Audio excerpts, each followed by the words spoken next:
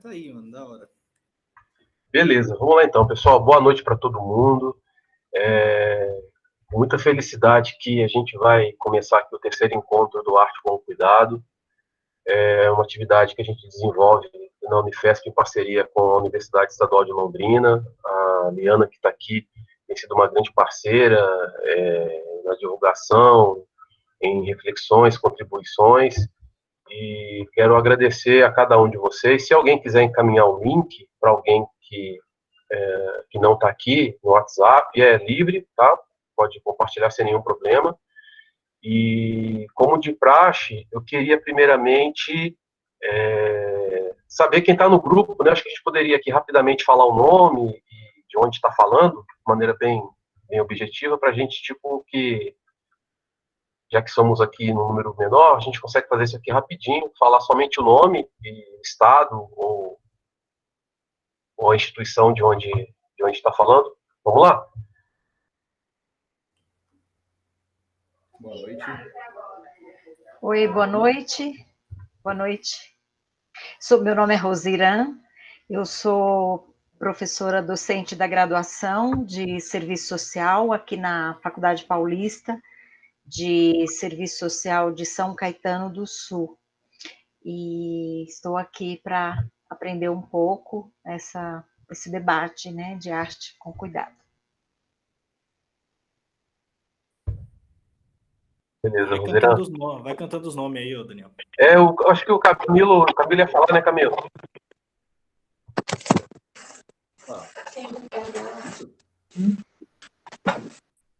Estão ouvindo?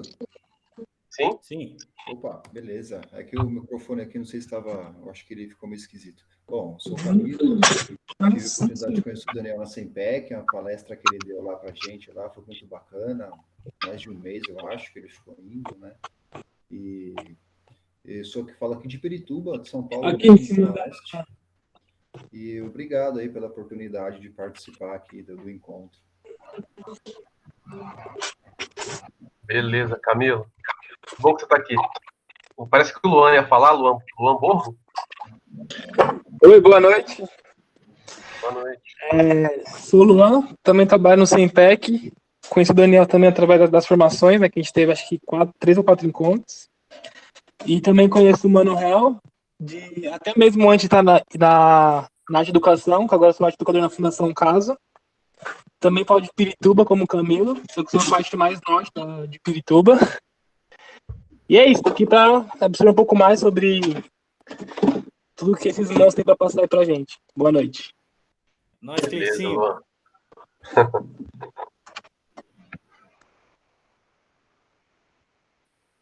Vamos lá. Gostaria, Liana? Sim.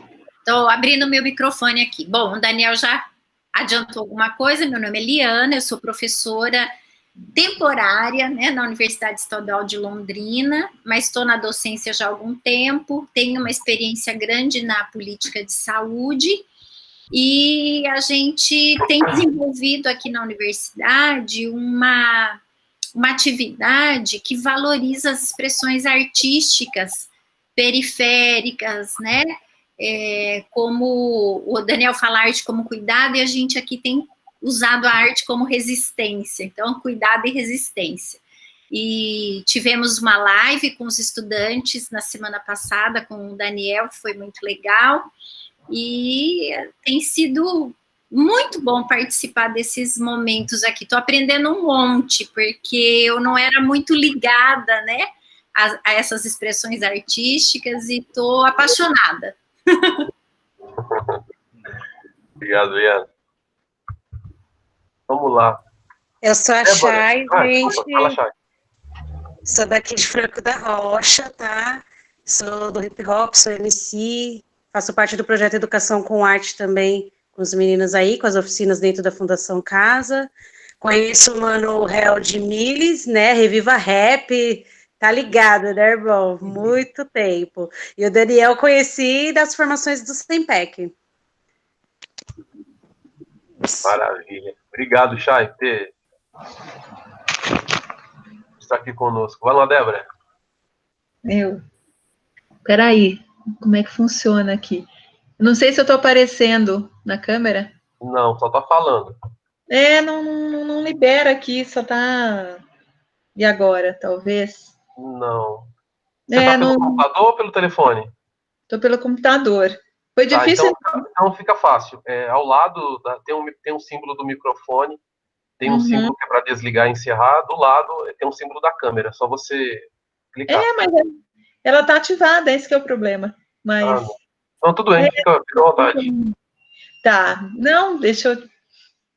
Tô entrando assim de paraquedas. Rolou uns atalhos aí, ó. Ctrl E, rolou um atalho aí, Ctrl E. Ctrl E? Isso, o amigo tá falando. Mas aí fechou, porque para mim ela consta como livre a câmera. Não, perfeito. Acho que fechou dela, hein? Acho que o Ctrl E para ela lá é igual o Ctrl F. Vamos lá para a gente começar. Enquanto ela se organiza, quem gostaria de apresentar? Tá faltando aqui a Maria Brito, Cristiane Camargo e Wesley. Quem gostaria? Angel, o Richard também.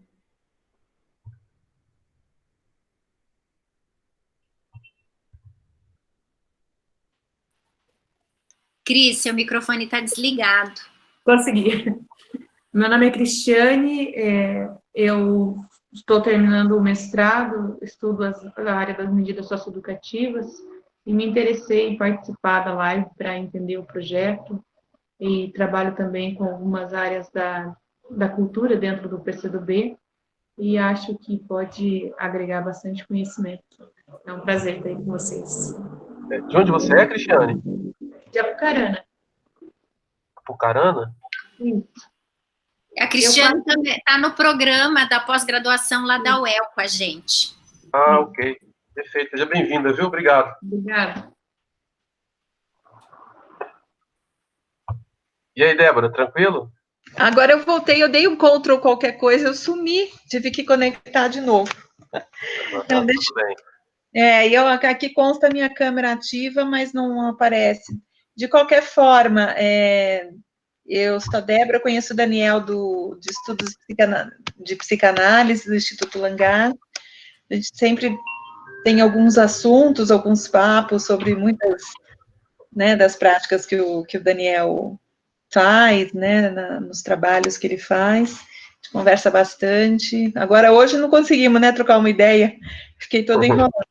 Eu sou psicóloga, trabalho num órgão público como psicóloga e tenho interesse por esses temas. É a primeira vez que eu estou participando de alguma coisa dessa nova modalidade, né, que o Daniel está criando aí, fazendo, né, que vocês estão fazendo. Quero ouvir um pouco, acrescentar um pouco de outros saberes, né, para minha prática, para minha... Estou aqui prestigiando, vamos dizer assim. Acho que é isso. Tá, ok. Muito obrigado, Débora. Nada. Vamos lá. Tá faltando o Wesley, tá faltando o Richard e a Maria Brito, né? Vamos lá, gente. Tá bom, lá vou eu. Richard, Zona Leste de São Paulo, Cidade Tiradentes, São Mateus. Estou fazendo mestrado na PUC. Fazia alguns trabalhos antes da Magedon com adolescentes, rap, hip hop, etc., e batalhas de MC. E atualmente também estou a dar aula de compositores dos acadêmicos do Salgueiro acadêmicos do Salgueiro do Rio de Janeiro. E fazendo alguns sambas para outras escolas. É nóis. Maravilha. Muito bom. Vamos lá, Wesley. Olá, pessoal, tudo bem? Boa noite. É novamente um prazer estar com vocês, né? Podemos participar aí desse projeto encabeçado pelo Daniel, que a gente conseguiu aqui da UEL, né? Em parceria a somar com vocês. Eu sou Wesley, como o Daniel disse, sou professor do Serviço Social aqui da Universidade Estadual de Londrina e moro aqui em Londrina e sou colega da professora Liana. Beleza, Wesley. Obrigado. Faltando mais quem? Maria Brito. E tá faltando a Lu também. A Lu é minha irmã, viu, gente? A Ângel, a Rodrigo.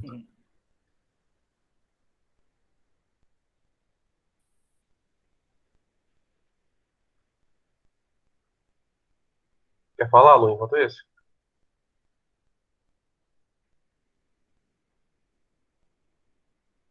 Você vai ter que desabilitar seu microfone.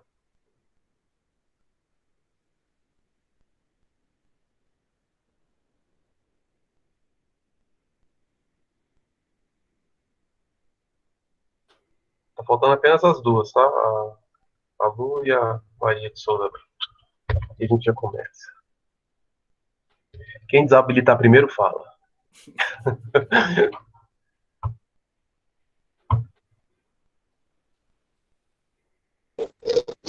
Oi.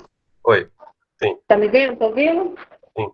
Boa noite a todos. Eu sou Luciana Arruda, mais conhecida como Miss Breck. Sou coordenadora estadual aqui do estado de Minas Gerais, da Frente Nacional de Mulheres, conhecida na cena como Miss Breck. E o Mano Hell, a gente já se trombou aqui em BH, conheceu através do meu irmão, né? Sou irmã do Daniel. E a gente tem alguns trabalhos, projetos aqui em Contagem, em Belo Horizonte, que mesmo à distância o Daniel está sempre ligado, sempre está colaborando com a gente. E também faço parte, tenho parceria com uma ONG chamada Move Cultura, que fazem vários projetos aqui na cidade de Contagem, que é bem interessante. É isso. Boa noite. Noite. Beleza. Vamos lá, acho que a Maria Brito saiu. Acho que ela saiu, né? Não, tá aqui ainda. E chegou uma outra pessoa que é a Uda Queiroz. Tudo bem, Uda? Quer se apresentar, por favor?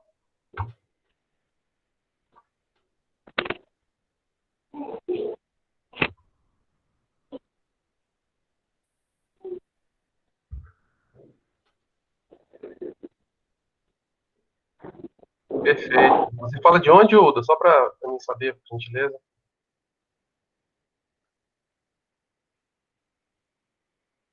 Zona Norte de São Paulo, acredito, né? Isso, celeiro. Maravilha, não, tranquilo, tudo bem. Talvez a gente compreende que talvez não dê para falar por causa de barulho, outras questões, mas sem problema. Bom, vamos começar. A Maria de Souza Brito, ela não falou, mas não sei se ela está ouvindo a gente. Mas eu faço de praxe.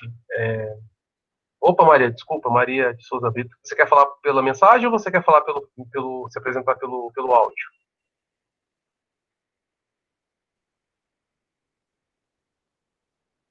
Ah, ok. Ok, Uda.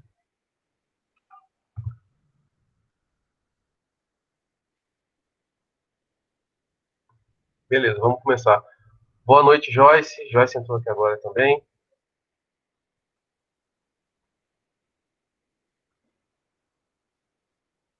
Tudo bem, Joyce? Você poderia se apresentar e a gente começa aqui a atividade, pode ser? Todo mundo já se apresentou?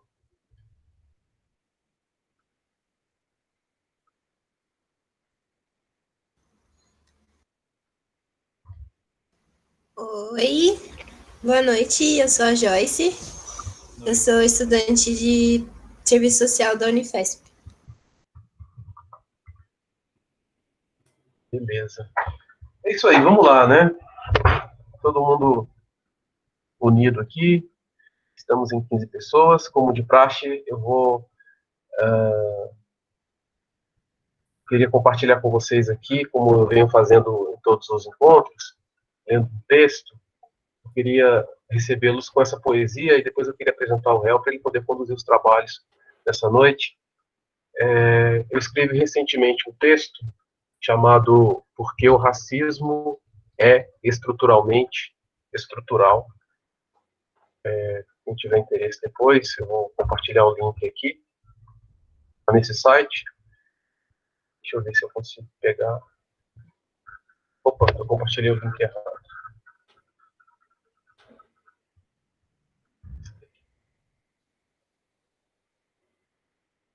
Ele está nesse link que segue. Pensando nesse contexto que nós estamos vivendo, queria saudá-los com esse texto. Porque o racismo é estruturalmente estrutural. Temos que ocupar todos os lugares. Vamos unir forças. Vamos estudar e transformar a história.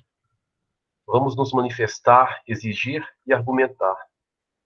Mesmo sabendo que nenhum negro, que nenhuma negra está imune aos efeitos do racismo, que é estruturalmente estrutural.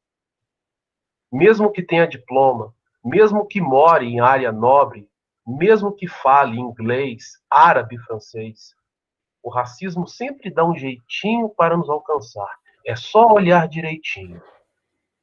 E essa talvez seja uma de suas estratégias de atuação.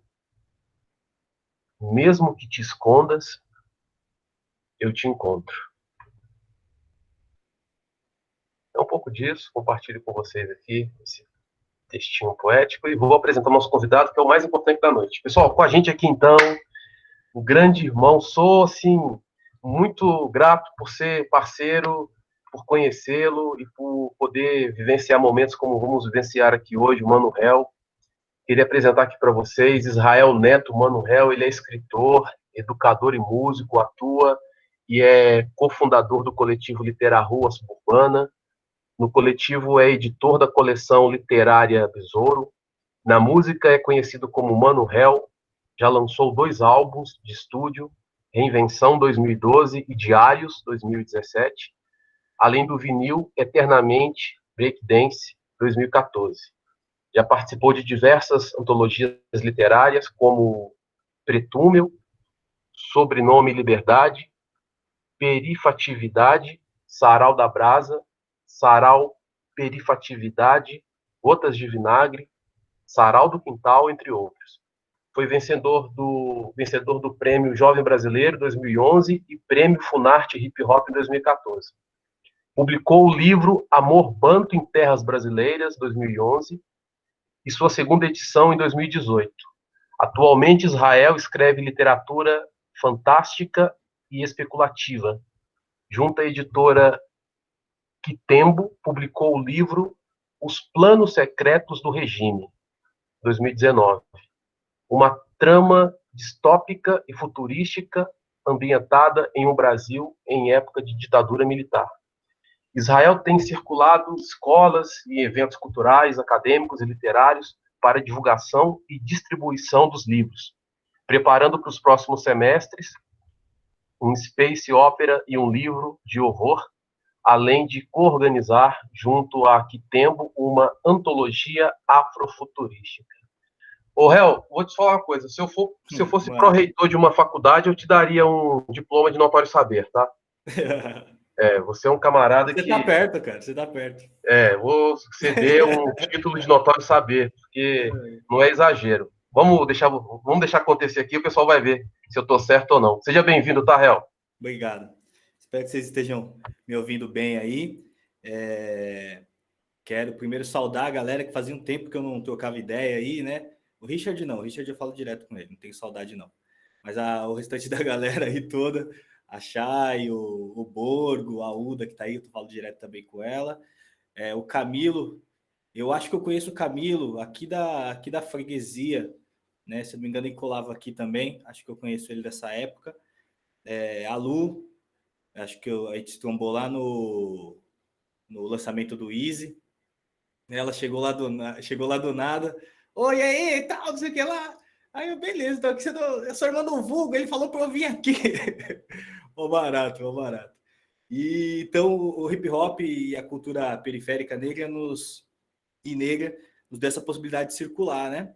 A galera aí do sul do país, é um prazer estar com vocês essa noite aí. O mais longe que eu fui aí para o sul foi em Santa Catarina, no Balneário de Camboriú, no Sarau da Tainha. E eu estaria aí mês que vem na Odisseia Fantástica, aí o modo de falar, né? Tô falando na região sul, em Porto Alegre, no prêmio na Odisseia Fantástica, que é um evento de literatura de ficção científica e fantástica. Porém, chegou o fim do mundo e o evento foi cancelado, né? Mas espero ter mais oportunidade de poder cruzar o país aí mais para o sul, né? Centro-Oeste eu já visitei bastante, Nordeste, aqui na nossa região, Rio de Janeiro, Minas Gerais, já são lugares que a gente tem um tráfego bem legal e sempre tem essa oportunidade de conhecer as pessoas. Então, saudar todo mundo aí, obrigado aí por investir esses minutos aí com a gente, essa hora com a gente aí, espero que ela seja agradável e produtiva aí para todo mundo, né? Então, quando a gente fala, muito legal o tema, quando o Vulgo, Daniel, me convidou, né? Eu estava andando de bicicleta, aí o celular tocou, quase caí de bike. E ele falou, pô, tô com uma outra proposta aqui de conversar com a galera, arte como cuidado, para a gente pensar as intervenções artísticas e tudo mais. Eu falei, beleza, vamos embora.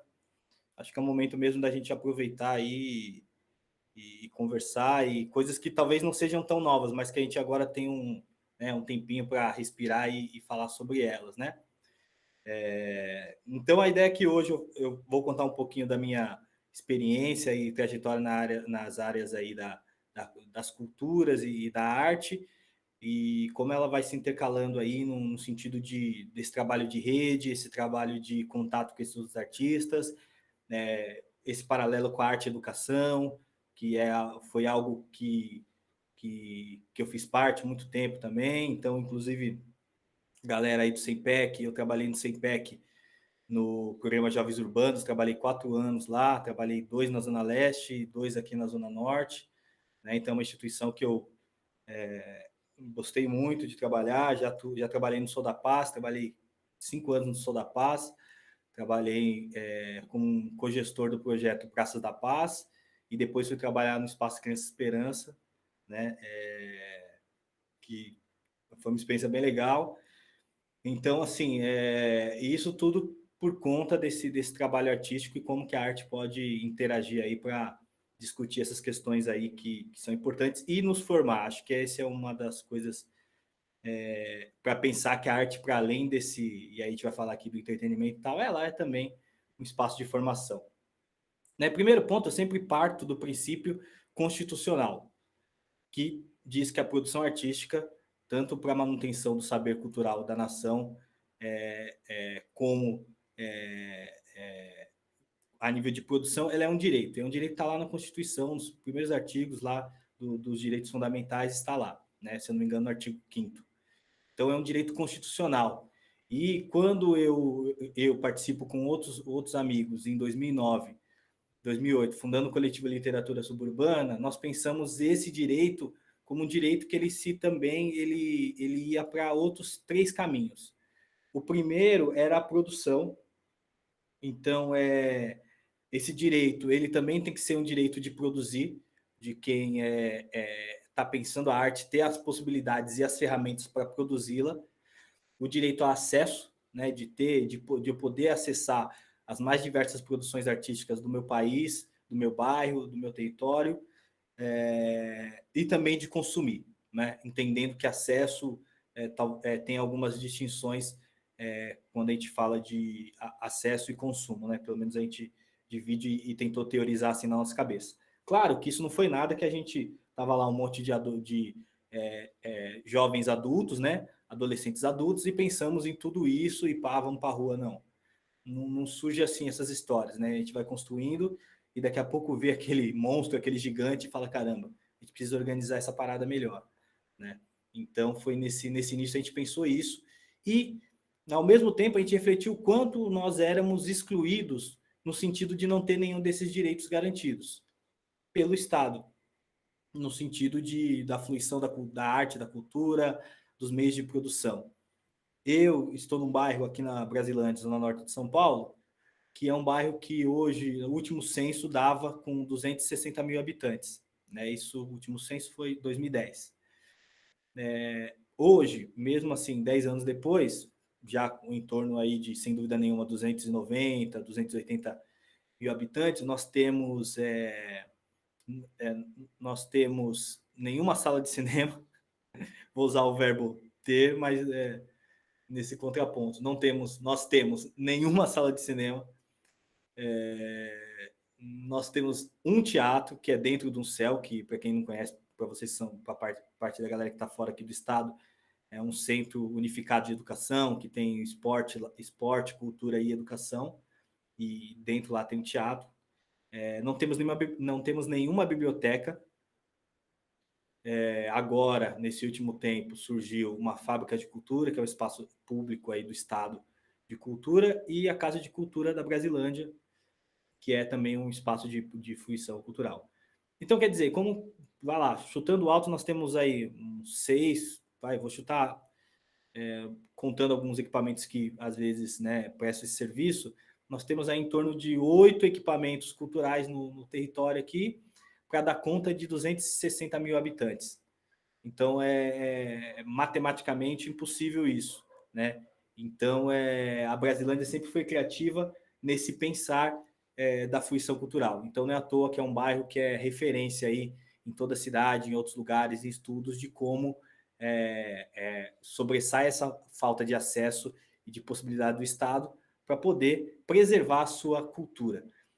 E aí, quando a gente fala em preservar a sua cultura, eu sempre parto desse ponto que vinham nos projetos culturais e projetos acadêmicos já fazendo uma provocação, do final da década de 90, que era o tal do levar cultura para as periferias, né?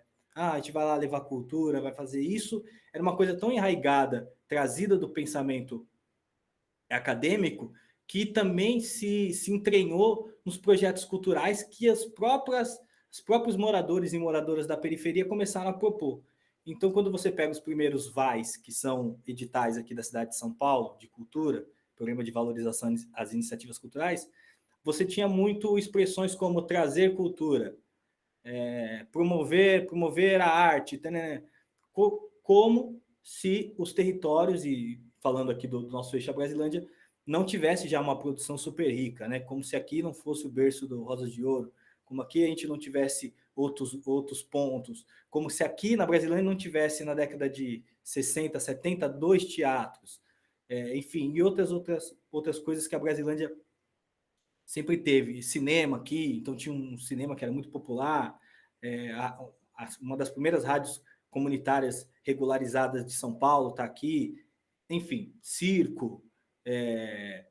Então é como se o bairro não tivesse. Então isso veio também, essa ideia salvacionista veio para esse pensamento, infelizmente. Então isso estava um pouco. Então quando eu falo que era a comunidade aqui organizou-se para poder apresentar o que ela já produzia, primeiro para desmistificar isso, que já havia uma produção local aqui muito vasta, dos mais antigos. Vale lembrar que a Brasilândia ela está posicionada, não está entre por isso que às vezes o pessoal fala zona noroeste, né? Está entre o início da zona leste, da zona oeste, né? E aí a gente tem que olhar a cidade geograficamente, só para eu terminar essa minha vasta introdução, que é a questão que eu chamo de não é mais a última, né? Mas a penúltima diáspora negra da cidade de São Paulo, que foi a retirada das comunidades negras do centro, a ida delas para a Barra Funda, a retirada da Barra Funda para a Casa Verde e da Casa Verde para a Brasilândia. E agora a gente está entrando num novo bairro, né, que aqui nós chamamos de Tribo. Então, as comunidades negras foram sendo arrastadas para esses fundões, né? E não é à toa que a Zona Norte é berço aí da cultura do samba e de várias manifestações culturais negras ancestrais aí, ou como nós podemos dizer, centenárias, que estão aqui por conta disso. Essas comunidades negras vieram para cá. E o mais engraçado, elas vieram para cá e, mesmo sendo empurradas para o fundão, para o lugar de menos acesso, ainda não tinham direito a esse espaço. A Brasilândia ela era um lote que era de um bandeirante, toda essa parte do rio para cá, da freguesia do Ó, e esse lote comprado no hoje a Brasilândia, ele era praticamente todo das comunidades japonesas que vieram para cá, custeadas por uma política de migração e de embranquecimento do Estado brasileiro, né? Então, olha que coisa maluca, como o pequeno Brasil, ou a Brasilândia, o país do Brasil, ele também consegue condensar todas as contradições que a nossa o grande Brasil produz, né, num campo mais macro. Então, partindo desse princípio, a Brasilândia e seus membros acharam isso. Então, nós somos mais um deles, nós somos essa outra geração, né? A Brasilândia é um bairro novo, tem 76 anos, eu acho, se não me engano. 74 entre 76. Alguma coisa assim. Então, quando a gente fala da arte nesses espaços de reclusão, de falta de acesso, é uma manifestação que, pelo seu próprio princípio, pela sua própria ousadia de estar, já é revolucionária. Então, quando nós, por exemplo, estudamos a história do hip hop, que é o nosso pai, pelo menos é o meu pai, e nós vemos que ele nasceu num bairro onde a juventude não tinha acesso a uma escola de qualidade, os jovens não tinham acesso a emprego, a mortalidade era alta, o bairro era quase inabitável, e mesmo nesse espaço de degradação, a manifestação artística se faz necessária e foi feita pela comunidade local para ter esse respiro, aí já é um ato de arte como cuidado. Não existe uma arte como cuidado senão o hip hop, né? Que traz isso. Nesse espaço de guerra, ele promove essa reflexão e interage com prédios caindo, prédios queimando, crime, junta gangues, faz essas gangues dialogarem, faz entender o bairro e produz uma arte que vai se tornar a arte do século XXI, que é o hip hop, né? E a maior expressão da diáspora negra hoje, contemporânea no mundo, porque você tem gente fazendo rap no Japão, na Tailândia, na Austrália, no Havaí, enfim. Essa é a expressão da diáspora negra no seu maior sentido, e o hip hop como último pilar histórico dessa construção musical, ela ainda representa essa arte como cuidado em todo lugar. E aqui no Brasil, depois a gente vai falar mais, ela teve esse papel fundamental de autoestima, de afirmação e de troca, né? Então a arte era importantíssima para a história da humanidade, como política, como eu até anotei aqui para eu não perder, como política, como costume, a arte, né? Já que a palavra cultura tem essa origem do cultivar, né? Ela está representada, por exemplo, nos registros históricos do Egito. Então, se ali não tivesse as manifestações artísticas mostrando que os primeiros faraós eram negros, talvez a gente caísse na falácia da Europa que o Egito era todo branco. Mas está lá, está na parede, está desenhado, está escrito, né? Se não houvesse o circo romano, talvez as revoluções contra Roma teriam sido antecipadas. Então, a história do pão e circo, né? Como a arte também pode ser usada para manipulação e contenção do povo, né?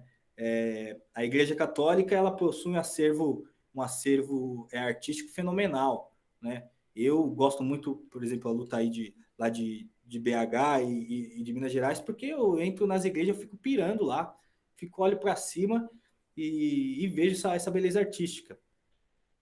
E, por fim, as manifestações culturais negras tradicionais que não tinham essa divisão, quando elas vêm para cá para poder e traz para a gente essa ligação com o ancestral. Então a gente pôde continuar essas ligações e até consagrado por meio da arte. Se não houvesse a arte, como que as manifestações do sagrado se expressariam no candomblé, né? Então você tem a dança, você tem as vestimentas, você tem o canto, né? Então o corpo e aquela expressão artística do corpo, da fala, da dança, do olhar, ela, a partir da arte, consegue manter viva a nossa ligação com o ancestral, e para quem acredita nas forças sobrenaturais, para além do nosso plano, nessa ligação espiritual também, magnífico. Então, sem a arte, isso não seria possível. E para quem crê também talvez em outro segmento, está aí a Bíblia como expressão máxima do que um bom texto escrito, uma boa literatura pode fazer na sociedade, que é se manter viva durante todos esses anos, né? Então a arte ele tem esse poder e todo mundo sabe disso, né? Quem finge que não sabe tem um fim político. Quem sabe usar também o usa para esse modo, pensando em grande escala, assim. Então, por isso que eu sempre vejo o fazer artístico como um cuidado, primeiro, eu sempre divido nessas 3 posições, como um cuidado pessoal, que é eu me colocar no mundo, ser visto. Eu fiz aula de discotecagem com DJ Eugênio. Ele é DJ Eugênio Lima. Ele que um dos pioneiros do slam aqui no Brasil, com o Zap Slam, junto com a Roberta. E ele dizia, tem dia que eu acordo e quero colocar o meu mixer no peito e sair na rua com ele. Colocar sei lá, colocar ele no pescoço e sair com o mixer, só para as pessoas verem o que eu sou, o que eu faço. Então, a arte, acho que desde o início dos tempos, quando se acha aí nas esculturas milenares, quando se acha nas paredes, ela sempre foi um objeto para poder demarcar a nossa estada nessa terra, né? Então, por isso que o Eugênio fala, eu sempre levo isso para mim, que ele às vezes sentia vontade de sair com um mixer no pescoço para as pessoas verem o que ele era, verem ele, ver o que ele faz. Então, a arte tem para mim, esse primeiro coisa de um autocuidado, né? E também essa demarcação no mundo. Ela tem um caráter de lazer, ela é entretenimento também. Não tem se engana quem pensa que toda arte é empoderada em si. Às vezes, por ela estar num lugar só, ela vai cumprir esse papel, como eu acabei de falar para vocês do hip hop. Mas, na maioria das vezes, quando ela cumpre esse papel, ela não nasce com esse objetivo já pronto, porque senão ela já é pré-moldada. E a arte, ela precisa ser livre, ela tem que fluir, ela tem que estar nos lugares, né? Ela tem que ter espaço para ir, né? Não é que nem a água que vai entrando em qualquer lugar, não. Se tem uma barreira, a arte não avança dali, fica naquele quadrado. E, por último, ela pode virar uma profissão também. Então, ela é um campo artístico que movimenta milhões de reais e trilhões de dólares no mundo, né? Então, a arte tem esses três caminhos, né? E, por fim, para terminar essa parte, espero que vocês estejam absorvendo, espero não estar falando muito rápido. Voltando um pouco naquele tripé da produção, acesso e consumo, quando a gente teve esse insight, aí eu começo a contar para vocês o que a gente fez de bagunça nesses anos aí na questão artística, foi fazer um diálogo, quando a gente entendeu essa parada, fazer um diálogo entre políticas públicas para o setor da arte e cultura e autogestão. Então não dá para viver só de edital, mas não dá para viver sem eles. Não dá para viver só da autogestão ou de gerar um dinheiro novo, mas também não dá para viver sem eles. Então, a procura desse equilíbrio e o trilhar esse caminho para ter esse equilíbrio, para pensando na arte periférica e na cultura negra, ela é, para mim, e é uma prática que eu tenho feito, ela é imprescindível para que a gente continue a existir, né? E aí eu falo esse sentido de existir e não resistir, né? Ou não sobreviver, é existir, é estar na nossa plenitude, na nossa liberdade, na nossa querer e tudo mais. Então, para além disso, eu comecei já cantando rap desde o início da adolescência, né? O rap me abriu esse caminho. Mais novo, por meio da minha mãe, eu tive acesso à leitura. Aqui em São Paulo a gente tinha um programa que era das bibliotecas ônibus, dos ônibus biblioteca. Não sei, acho que o Richard deve lembrar. A Chay, não sei se ela cresceu aqui na capital, mas não sei se ela teve acesso. O Camilo, talvez. Que era esses ônibus biblioteca, que você podia pegar 3 livros emprestados numa semana e devolvia na outra e pegava outro. Então, minha mãe, rigorosamente, toda quinta-feira, aqui perto do circo, a gente ia lá e pegava. Aí você podia pegar 3 livros em um HQ. Né? O HQ, o gibi, era tipo era tipo a cerejinha do bolo, né? Tipo como posso dizer? Era o brinde, né? O HQ era o brinde. E eu sempre gostei mais dos HQs da Disney do que do Maurício de Souza, confesso. Confesso não, sempre falei isso, nunca gostei. E então era muito bacana isso. E aí foi nesse tripé da leitura, da escrita, do rap e depois do hip hop. E aí eu começo a ter acesso à produção artística e tal, a pensar essa coisa da arte, do show, de compor, com um meio religioso, né? Quando no início da minha adolescência, eu frequentei a igreja evangélica, tive acesso, depois caminhei nas culturas e religiões de matriz africana, tive acesso também.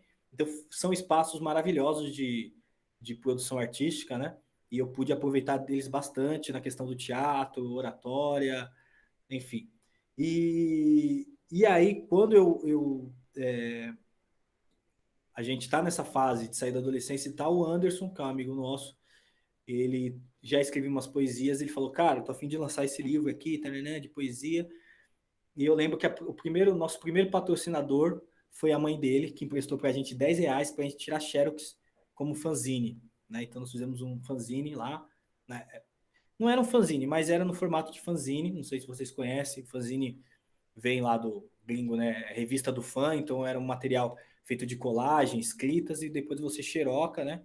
E vai distribuindo. Então nós fizemos esse primeiro material, a mãe dele foi a primeira patrocinadora, eu acho que até hoje o Anderson não pagou ela, mas enfim, acho que foi aqueles investimentos a fundo perdido, e foi muito massa esse investimento, a gente conseguiu aí começar a pensar alguma coisa, e ter dinheiro para a gente sobreviver. Então eu trabalhava, eu estava fazendo estágio para começar a trabalhar na Mensageiros da Esperança, que é uma ONG aqui do território, trabalhei lá pelo CDI, que era o Comitê para a Democratização da Informática, uma ONG lá do Rio de Janeiro, né, que vem desde a época do Betinho, quando ele fazia a questão dos comitês contra a fome. Um outro grupo fazia o Comitê para a Democratização da Informática, já nos anos 90, que é avançado, né? E hoje a gente está discutindo 20 anos depois, está discutindo que a gente não tem internet para poder fazer uma conexão dessa aqui, né? Que maluco. E aí, só depois que a gente começou a trabalhar nessa entidade, que é a Mensageira da Esperança, uma ONG referência aqui no território, que também foi um espaço para a gente ter a sensibilidade e essa calma para poder pensar essas produções artísticas. E daí surgiu um projeto que era as palestras. Então, nós, nesse período, tivemos acesso à Lei 10.639. Então, para quem não conhece, a Lei 10.639 é uma lei, foi a primeira lei que o presidente Lula assinou. Ele assinou, acho que em 9 de janeiro de 2003. Né? Era uma lei que já vem demandada de quando o Abdias do Nascimento ainda era senador.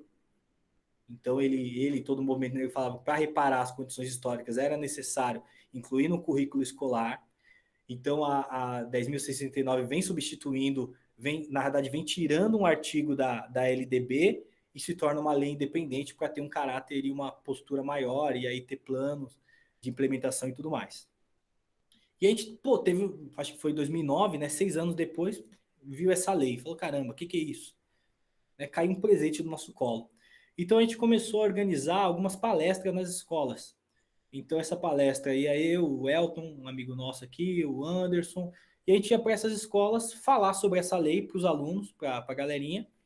A gente dançava, cantava, trocava uma ideia, entregava os fanzines, e a gente percorreu muitas escolas aqui no bairro, e daí a gente viu a necessidade de se organizar enquanto coletivo. Então era uma palavra ainda nova na época, né, o coletivo cultural e tal, os saraus já estavam começando a brotar.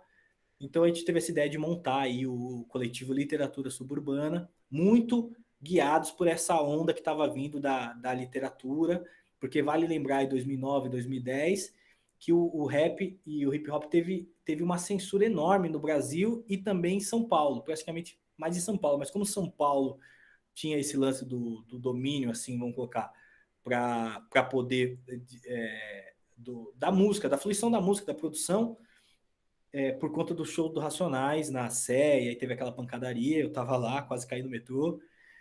Então então o rap ficou praticamente proibido na cidade. E aí os saraus que já estavam rolando na bolinha de meia, eles viram esse espaço de aglomeração dos MCs que ficaram sem palco, né? Então foi muito guiado nessa onda também, na possibilidade de fazer os livros e tudo mais. E aí, nisso, a gente começou a agregar pessoas a fazer esses projetos junto com as escolas, conseguimos adentrar mais escolas por conta de ser algo organizado, porque quando a gente começou a história, a gente chegava lá na escola, a gente está afim aqui de fazer uma palestra para os professores, para os alunos, trocar uma ideia, o pessoal fala, tá bom, mas quem é vocês? O que vocês fazem? Que organização é vocês? A gente mora aqui no bairro, é artista, né? E aí foi muito bom, porque no começo foi difícil, nós recebemos vários nãos, e a gente recebeu 2 sims. E depois desses 2 sims, já era. Porque escola, não sei quantos de vocês já estão no ciclo escolar, escola é uma máfia, né? Como pode dizer? É uma maçonaria, né? O professor está numa escola, ele está em outra, aí ele viu você numa, leva para outra. Aí na outra tem um professor que trabalha na outra, aí vai na outra. Enfim, aí você está, né? Você está a milhão.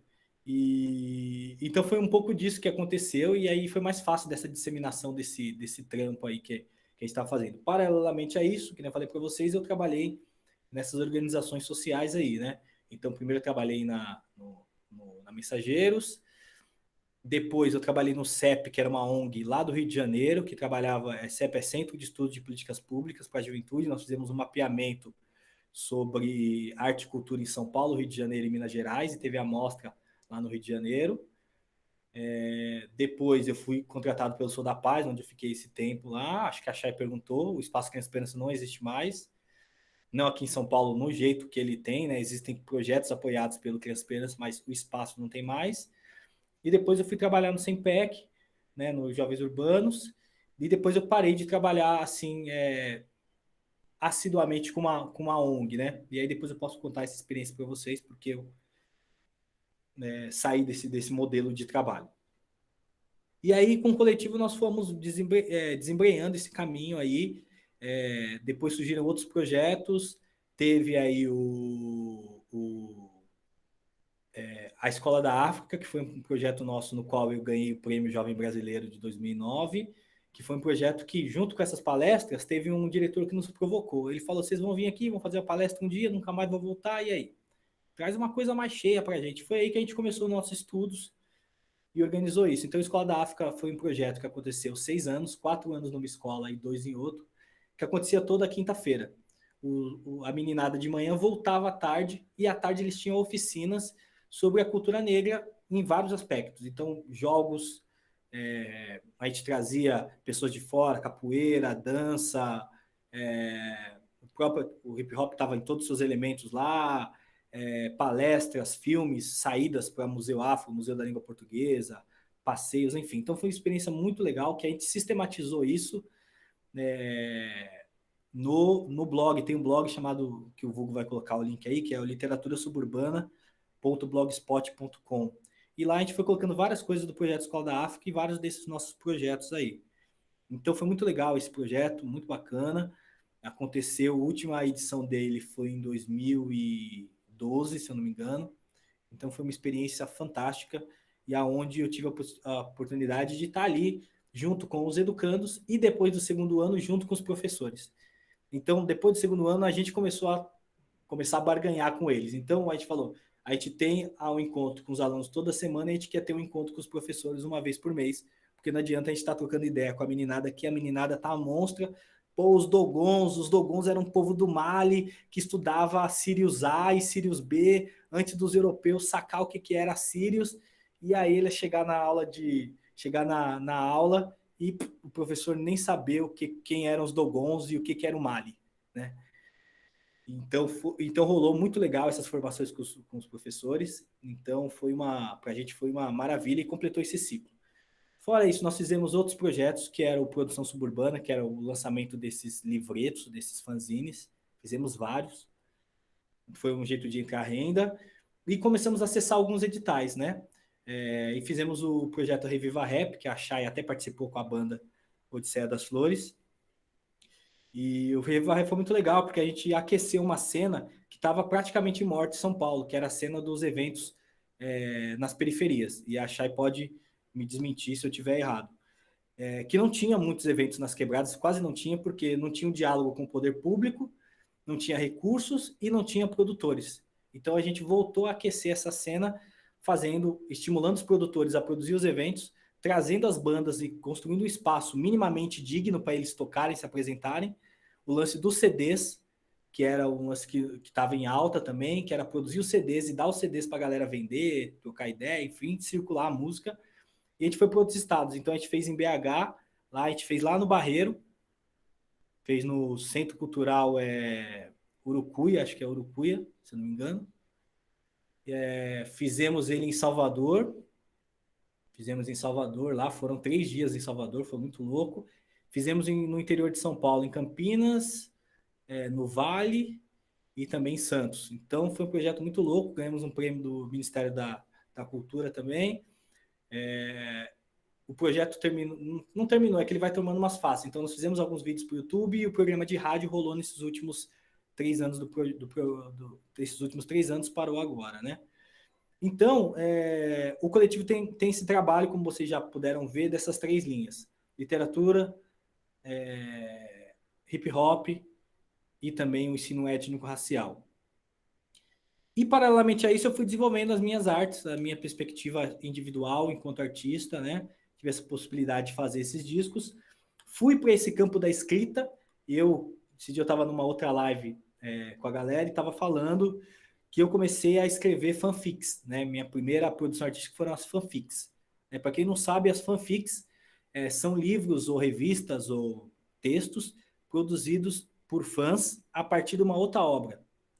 Então eu assistia os desenhos na TV, aquela parada toda, e construía esse material a partir dos meus personagens, das minhas histórias, às vezes até com os mesmos. E eu tenho, até hoje, esses materiais, estão bem velhinhos, estão lá, boa parte estão corroídos pelas traças, outros estão nos saquinhos bem antigos, uns cadernos velhos. E foi muito legal, foi minha primeira produção artística. Eu lembro que um dia eu estava escrevendo na sala de aula, porque eu terminava a lição rápida para ficar de boa, e a professora me levou para a direção. Eu falei, puta, fudeu, né? Já era. E foi muito legal que não, recebi o elogio da diretora e me incentivou a voltar a escrever, a continuar escrevendo, foi muito legal. Ela se ferrou, porque aí eu, né, voei, né? Eu sempre fui tranquilo na escola, mas eu sempre dei muito trabalho, não porque eu era imperativo, mas porque eu tinha isso. Eu terminava e ficava de boa, relaxado, suave. Então eu comecei pelas fanfics. Então eu sempre tive esse lance de escrever. E com essa baixa da produção do rap e tudo mais, como eu falei para vocês, a literatura foi esse caminho para a gente escoar nossas produções. E eu participei de muitas antologias. Vou mostrar algumas para vocês aqui. Então teve esse daqui, que é o que dizem os umbigos. Foi uma antologia muito legal. Esse texto aqui que eu escrevi nesse livro, foram dois textos que eu escrevi em Palmares, quando eu fui lá visitar o Quilombo dos Palmares. Então foram 2 textos que eu fiz lá. Esse daqui, que é o Sarau do Quintal, que foi o último que saiu. É um sarau aqui da Zona Norte, do Aquins. Já foram textos mais novos. Esse Preto Mel foi assim, a última grande produção que eu fiz. Ele é um livro de literatura negra erótica. Então foi o Cuti e o Aquins que me convidou. E eu não queria mais escrever poesia, mas não tem como falar não para o Cuti, então eu escrevi. E esse daqui, o Coletivo Perefatividade, foi o primeiro livro deles, foi uma maravilha produzir esse livro. Irmãos que eu amo de coração. E lá do litoral, lá de Santos, que é uma Gota de Vinagre, foi organizado pelo Sarau. Como que é o nome do Sarau, o Vulgo? E pelo Panda, eu não lembro o nome de Sarau, o Vulgo vai lembrar aí. E a antologia do Sarau da Brasa, que é um sarau aqui da Brasilândia. Esse daqui, que é o Sobrenome Liberdade, que é um sarau da Zona Sul de São Paulo, enfim. Então, tem muita coisa, tem alguns livros que não estão aqui. E aí, por um tempo, eu parei e não me vi mais escrevendo poesia, porque eu falei que minha poesia estava no quarto claro já. Ela já não era poesia, era discurso. Né? E o discurso eu não queria fazer nesse formato, não queria usar uma coisa para falar de outra. Então, não era poético, não tinha mais eu poético. Como eu sempre falo, a poesia é aquele lugar onde você está ali, você entrou nele, você tá os olhos, o quarto está escuro e você entra lá e seus olhos vão se adaptando e você consegue entender aquilo. Isso é poesia para mim. E minha poesia já estava clara. Eu chegava no quarto e já conseguia ver tudo. Então não fazia mais sentido para mim continuar escrevendo poesia. Né? E aí, em 2011, eu tive a possibilidade de começar a escrever um conto, um romance, que é o Amor Banta em Terras Brasileiras, que é esse daqui. Levei 3 anos para escrever. É um romance que conta a história da criação do Quilombo dos Palmares, né? Conta a história da Uana e do Mocongo, que são angolanos, são trazidos para cá como no período da escravidão, e aqui eles se juntam novamente para construir o Quilombo dos Palmares. Né? Foi um livro que eu levei esses 3 anos para escrever, porque ele tem metade desse livro, boa parte dele é escrita em quimbundo, que é uma das 14 línguas de Angola. Ele teve essa pesquisa, eu tive a graça de, paralelamente, escrever ele, fazendo parte de um curso de política na USP com vários intercambistas dos países da lusofonia. Então, a galera de Angola me ajudou muito. E aí, nesse ato todo, eu falei, quer saber? Já era poesia e tudo mais, vou voltar a escrever, mas eu quero escrever, voltar a escrever romance, entrar para o mundo da ficção científica, porque eu sempre consumi muita fantasia, e a gente não está nas fantasias. Então parece que a literatura negra não está no mundo intangível, ela só está no mundo tangível, né? Ela não consegue projetar o futuro, trabalhar esses imaginários. E o afuturismo, ele meio que quebra isso também, né, o afuturismo. Mas a nossa literatura negra paulista e paulistana, ela é muito dura. Ela não se permite. E nesses mais de 12 anos de literatura periférica e negra, eu só tinha no mercado livro de poesia, livro de conto, uma outra coisinha ali, de crônica. Então a gente não tinha novela, a gente não tem produção de horror, a gente não tem ficção científica, a gente tem pouco romance. Então, como literatura, né? E aí foi essa minha ideia de voltar produzindo esse material. O Daniel lembrou aqui, é o Sarau das Ostras. Então, em 2018, eu volto junto com a Isamek Ngang, que era um aluno meu de escrita criativa, lá no Espaço Criança Esperança, e eu chamo ele para ele começar comigo esse novo empreendimento, que é a Quitembo, que é uma editora negra, afrofuturista e de literatura fantástica negra. E o primeiro material que a gente lançou foi a reedição do Amor Banto. Então, repaginei ele, né? Vocês viram aí na capa. Trouxe o Isamek para fazer as ilustrações. Então, a gente já deu uma caprichadona nas ilustrações aí. Requalificamos o texto.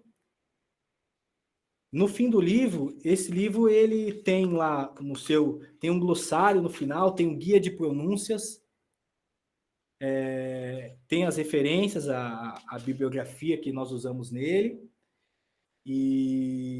Mas antes de tudo, ele é um livro de literatura, porque a gente viu também que nesse período todos os livros de produção artístico que nós fazíamos, ele tinha mais caráter acadêmico do que um livro artístico. Então ele perdia esse teor da arte, essa coisa da beleza artística, sabe? De eu querer consumir o livro porque eu gosto da narrativa dele e tudo mais. Então foi um dos nossos fatores, beleza, galera cabeçudona e tal, que quiser pegar ele para estudar, vai poder fazer isso. Mas ele é um livro que crianças vão poder ler, adolescentes vão poder ler, adultos vão poder ler apenas para poder, claro, para além da sua diversão, mas também se empoderar no sentido de, poxa, eu estou lendo um material onde os personagens são negros, a escravidão não é benevolente, não é aquela coisa genérica da África, não, aqui a gente está falando de Angola, está falando do reino do Indongo, está falando do rei Ingola,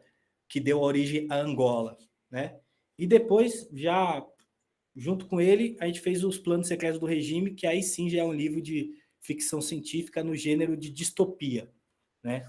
Então, ele foi ilustrado pelo DGO, que é parça aí do Luan, e ele é um livro que os protagonistas são negros, já é o afrofuturismo, e ele passa na década de 70, aonde os militares, além de conquistar o poder pela força, eles também têm alta tecnologia.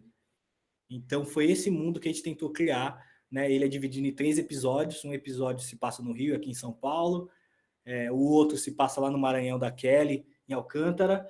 E o outro se passa na França, no bairro onde os exilados brasileiros ficaram, ali na França. Então, e na música eu consegui fazer muita coisa, conheci muita pessoa, viajei o país tocando. Acabei de lançar um material chamado Aurora, que é um disco mais conceitual. Então, todo esse trabalho, tanto coletivo como individual, leva para essa pesquisa e a transformação dessas nossas ancestralidades e enriquecimentos humanos, pessoais, coletivos, em arte, tanto no sentido de ser uma expressão da minha presença no mundo, como ser uma expressão da minha leitura de mundo, como sendo algo político e também entretenimento e, por fim, ser algo onde eu consiga ter a minha sustentabilidade para poder continuar nesse fluxo e nesse ciclo contínuo, né? Agora, com a editora, a gente lançou está em pré-venda aí, depois o Hugo pode colocar aí, uma antologia, a antologia afrofuturista, O Futuro é Nosso, tem gente do Piauí nela, gente da Bahia, aqui de São Paulo, então uma antologia também do país, tem a galera também lá do que a gente chama de sertão punk, nesse gênero de literatura também, um livro que está muito legal, as ilustrações estão fenomenais, e é um livro de ficção científica feita por jovens negros e com os personagens negros, e é isso, sabe? Vai sair aí, o Vulco falou na apresentação, um livro que eu terminei esses dias, a pandemia me ajudou a terminar ele, que é uma space opera, né? Space opera, para quem não conhece, é o gênero de literatura, de ficção científica que acontece no espaço, né? Também afrocentrada, pensando nas culturas negras. Então, a gente está nesse caminho. Tem um outro livro que a gente está editando, que é o Ubuntu 2048, que é no gênero de cyberpunk. Cyberpunk, para quem não conhece, é um gênero de que alta tecnologia e pouca qualidade de vida, mas também nessa pegada do afrofuturismo. Tem uma irmã que é lá de Brasília que está fazendo as ilustrações. Então, a gente está nessa rede agora um pouco mais ampliada, com outros jovens, outros artistas, outros companheiros e companheiras negras, pensando nessa literatura, e continua aqui, sem dúvida, no chão da terra. Por quê? A gente entendeu que, voltando e para finalizar aqui minha longa fala com vocês, que é entender que esse fluxo ele se dá por esse caminho. Pensando a arte como essa produção que vai fomentando e articulando as políticas públicas, tanto que nós temos um projeto que é a coleção literária Besouro, que dá para vocês baixarem todos os fascículos dela, são 8 fascículos, e é livros infantis negros, para as crianças trabalhar em sala de aula. Nós lançamos nele, tem quase 25 mil livros, exemplares, e eles foram distribuídos todos gratuitamente, junto com rodas de leitura, com as crianças. Então, é um trabalho fantástico, dá para vocês baixarem todos os livros lá, coleçãobesouro.com.br. Então, tem esse caminho que é fomentar por políticas públicas. Esse material é um material que a gente quer que chegue fácil. Então, material que a gente procura recurso público. Esse nosso material de literatura fantástica, de escritores, é um empreendimento do mercado. A gente quer entrar no mercado. Então, é um dinheiro nosso. Então, a gente quer que chegue na nossa galera, e a gente quer valorizar o que, né, se chama aí de black money. Então, a gente sabe que existem umas condições para isso. Então, o livro, no Brasil, é o livro mais caro do mundo. Então, poxa, a gente tem que dar um jeito de produzir um livro de qualidade barato. Vamos mandar para lá.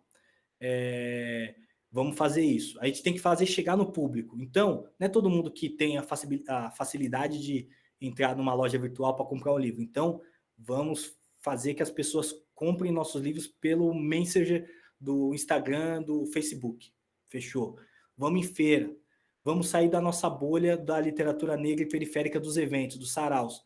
Vamos estar nas feiras de literatura de vários gêneros. Então, nesses 2 anos, a gente tem ido em várias feiras, vários eventos. Tanto galera ligado a gente ou não, estamos lá. Vamos pagar por esses artistas aí direito autoral, vamos discutir direito autoral, vamos fazer rateio, vamos procurar investidores, pessoas que vão pagar a nossa produção, vão receber pelo investimento e vão receber algum lucrozinho. Então, é nesse sentido que a gente está nesse fluxo desse trabalho, pensando que talvez seja alguns dos caminhos para a gente se manter aí, né? E toda essa produção ela é elementar nesse tempo de pandemia. Então, a gente teve muitas pessoas que compraram os livros agora, nesse último mês, porque estão em casa, precisam que esses materiais cheguem, né? Então, é uma facilidade que a gente está tendo aí também para ajudar a chegar nas pessoas. Mas nada vai tirar esse tete-a-tete. E acho que essa facilidade do acesso, né? Que as pessoas possam achar, não ter aquela coisa muito distante, né? Então, acho que é isso, gente. Eu tenho mais coisas para falar, mas eu vou esperar a devolutiva de vocês, porque eu já falei quase 1 hora e eu sei que é bem chato ficar ouvindo todo esse tempo. Tá bom, gente? Então, estou aberto aí a questionamentos, perguntas, sugestões, para eu poder também complementar com alguma coisa que porventura eu esqueci. Beleza? Obrigado. Beleza, Rael. Beleza. Você está falando aí, e eu estou aqui refletindo, pensando as coisas que você falou. Você trouxe aí elementos-chave para a gente poder pensar essa relação aí, arte, cultura e exclusão de quem, de que, de quem. Eu acho interessante, porque você é um sujeito pensante da Brasilândia, né?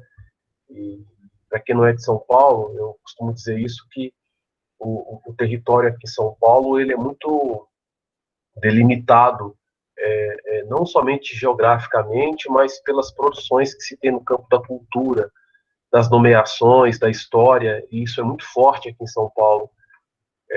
Zona Sul, Zona Norte, Zona Leste, Oeste, Centro, aí tem o Sul, tem a Zona Sul da Zona Sul, que já é o extremo, tem as pontas, que foi o que a Aziza trouxe para a gente 15 dias atrás.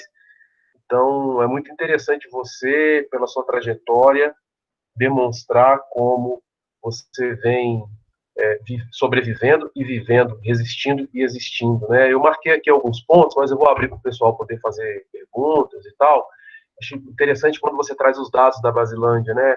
A quantidade de equipamento público, mais ou menos 8 equipamentos públicos para 260 mil pessoas, né? Então essa conta não está batendo, né? A conta da exclusão, a conta da indiferença, né? É uma conta da indiferença. A gente tem que pensar esse dado aí, que significa, né? Para quem tem uma visão moral, por exemplo, em relação aos fluxos, aos baile funks, etc. Então, acho que você apresenta um dado aqui muito pertinente e uma crítica muito potente quando você traz essa ideia aí também desse pensamento acadêmico, né, da década de 90, e eu diria que costuma ser até nos dias atuais essa ideia de levar as coisas para a periferia como a ideia de levar cultura para a periferia, sendo que a periferia é uma própria cultura, né? Então, acho isso muito potente na sua fala, quando você fala desse deslocamento do centro para Casa Verde, da Casa Verde para Brasilândia, e da Brasilândia para um bairro chamado Tribo. Então, depois eu queria que você falasse um pouco desse território Tribo. Enfim, eu acho que são muitas coisas aqui que você apresenta. A arte está nos registros. Eu acho que você foi lá no Egito, boa memória, boa recordação, para a gente poder pensar, como você falou, né? A arte como uma possibilidade de lazer, entretenimento, a arte como possibilidade de profissão, atrelada a uma perspectiva de produção, acesso e consumo. E quando você fala do hip hop, recentemente perguntaram para mim o que o hip hop foi para minha vida, e eu falei essa questão do pai mesmo, né? Porque o rap, a cultura hip hop, ela tem essa questão educativa, né? Educação dos afetos, dos nossos afetos. Fiquei muito preocupado, uma coisa que me preocupou muito, Hel, foi a questão dos R$10 aí, tá? Os R$10 que não pagaram lá, mãe do menino.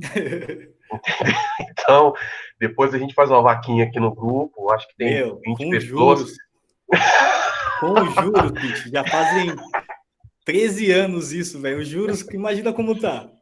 Pois é, isso me preocupou. Eu queria que alguém aqui pudesse fazer uma conta de 10 anos, um empréstimo de R$10, quanto que daria hoje?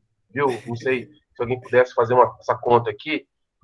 Eu agradeceria. A gente tenta fazer um levantamento aqui até a hora de encerrar para poder pagar esse dinheiro para essa senhora, porque ela fez uma enorme ação e vocês foram ingratos de não ter pagado ela. E, enfim, eu acho que é muitas coisas que você trouxe aí, né? A ideia da poesia, esse quarto que ficou claro e acabou te empurrando para outros cômodos da sua casa artística. Então, muito bom. Pessoal, está aberto. Eu vou controlar aqui as inscrições aqui para fazer pergunta, algum comentário, algum destaque na fala do réu. Enfim, podem ficar à vontade. Quanto isso, acho que já tenho escrito, quanto só para achar que colocou lá, né, que a Brasilândia é maior que Franco da Rocha, e é isso. Então, às vezes, o pessoal olha e vê esse pouco número de espaços culturais, e aí vê realmente como esse lugar que precisa de arte, né? Porque é como se o Estado fosse esse grande provedor, e aí, como ele não está lá, como ele não está em grande prioridade, ele precisa de ações para estar. Então, por isso que muitos projetos, a gente falava, no começo dos anos 2000, que eram projetos extraterrestres. Eles chegavam com uma grande nave, pousavam lá no meio, e todo mundo falava, o que é isso? Eram projetos que não tinham pessoas, que eram lá, o que é isso? Você chegou aqui, não perguntou o que está rolando, você nunca foi no samba da tia ali, nunca, sabe? Nunca foi no samba da intimidade aqui na Virajuba, como que você quer aqui você trazer essa parada para cá? E era uma discussão que tinha até no Espaço Criança Esperança, no qual eu trabalhei, que era isso, como vocês chegam aqui? Uma colocação, como eu posso fazer? Um tempo como a gente conseguiu com o tempo, ter vários educadores que eram do território lá. Então, é muito legal pensar comentando esse lance que a Chay falou do tamanho, pensar que até pelo tamanho necessita esse outro olhar, que é esse, mano, chegar no sapato e, né, entender o que tá rolando antes de, né, de propor essas coisas malucas, né?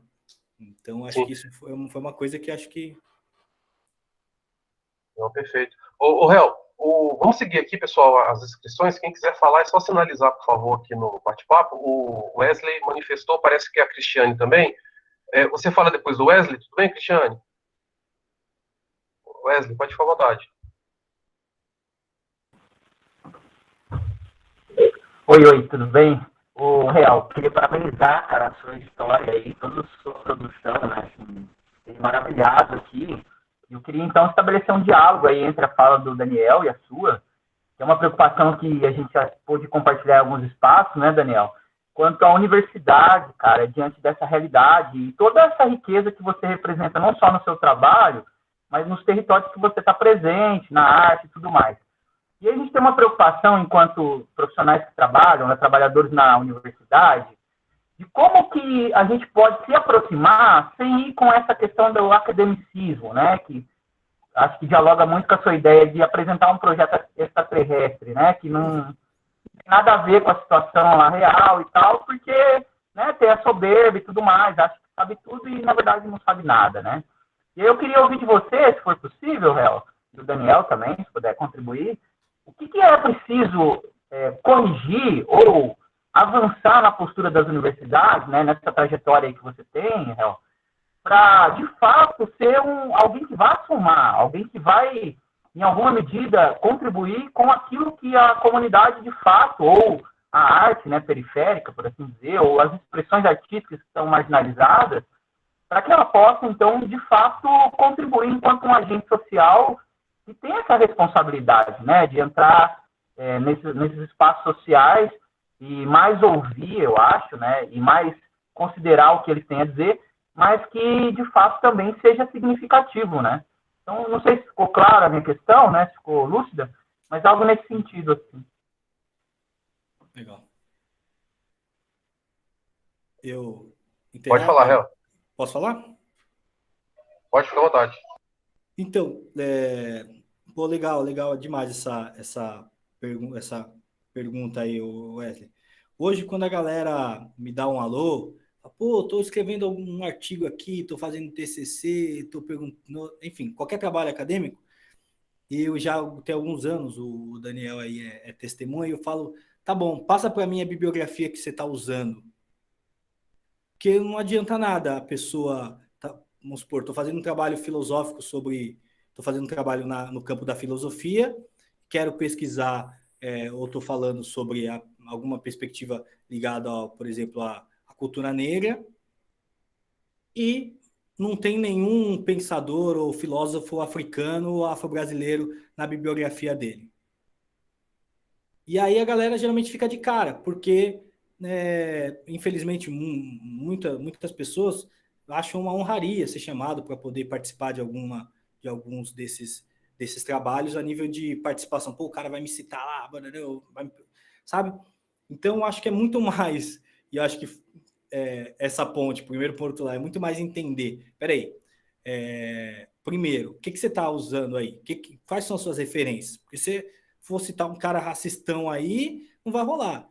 Eu não quero que as pessoas façam um TCC, por exemplo, na área cultural e vá citar vários eugenistas aí na área da literatura. Então, não quero estar no mesmo texto que o Monteiro Lobato, saca? Então, eu não quero. Então, qual é a sua bibliografia? Falando, então, esquece, não vou participar, valeu, tchau, beijo, me liga. Não me liga, melhor. Então, eu acho que esse é um primeiro ponto, assim, essa transparência. Estou falando isso, nível de transparência.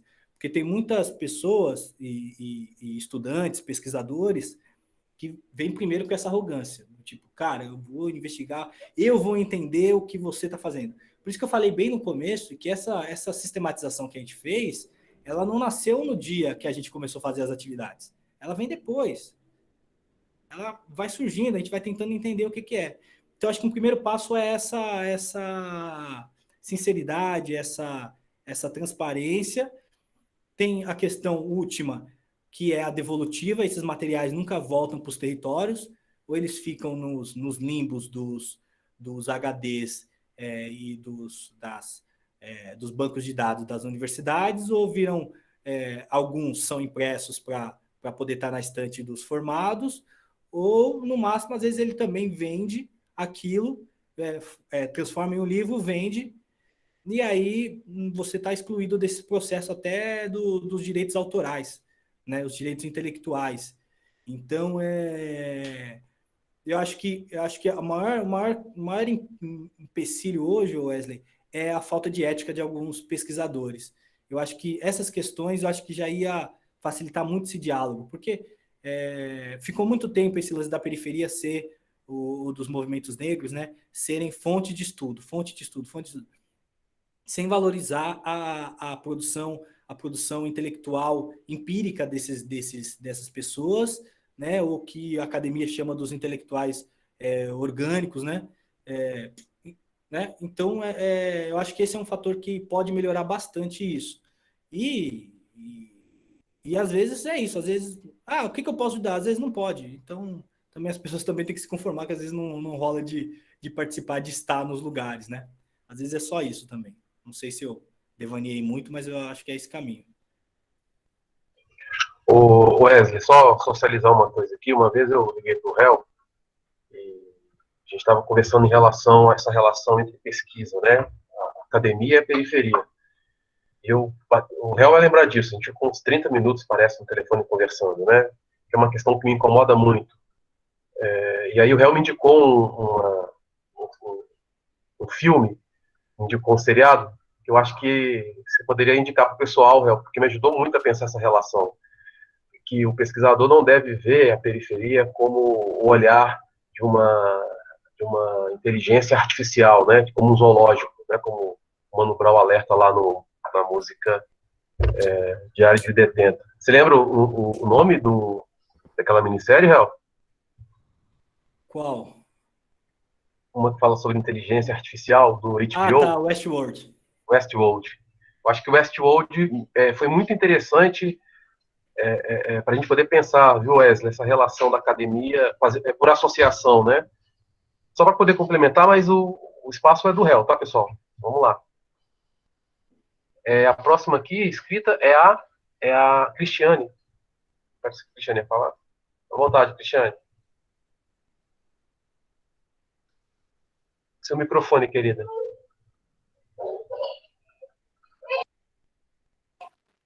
Obrigada. Eu agradeço muito pelo convite. O convite nos jogou lá no grupo e eu quis entrar e acho que foi a melhor decisão que eu tomei na minha vida, entrando nesse grupo. Eu preciso colocar isso para você, como sendo para mim uma fonte acadêmica, onde eu consigo entender, assim, colocar algumas coisas em ordem nesse momento, para mim, de desespero.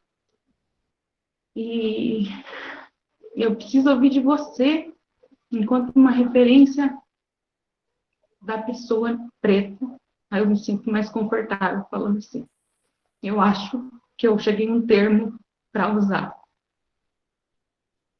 O que você tem para nos dizer como a gente deve agir em favor de você?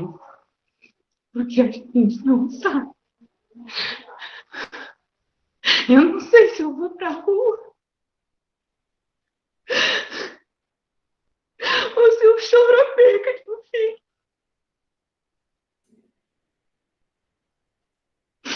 Eu preciso que você me diga o que a gente pode fazer ou como a gente deve fazer, que é só vocês que entendem o quanto isso doeu, entende?